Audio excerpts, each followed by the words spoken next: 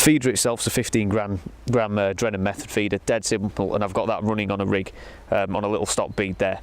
As I say, I'm never really a fan of using the fixed sort of beads in there. I prefer to use them free running, just for fish safety, things like that. And you can see I've got the twizzle boom above there as usual, just for a bit of durability.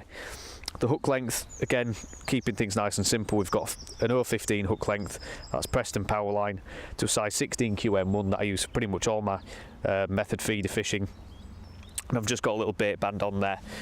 So all I'm doing is using, as I said, a 6mm green swim stim pellet. And what I'm also doing, again, because of the depth and the fact I want to get quick bites, I'm leaving the pellet on top of the feeder rather than burying it. So I'll show you that in a second. So just get the pellet on. Again, I prefer to use the smallest bait bands I can get away with, even up to using 8mm pellets on those, just to make sure they grip the pellet nice and tight. So little bait banding tool's the ideal thing to get the pellet on there. And then what I'm doing is just popping the pellet in the mould, filling it fairly full, so you've got a little bit of a mound on top. Then as always with your pellets, squeeze it as hard as you possibly can. This just makes sure that none of the pellets are going to come off on impact.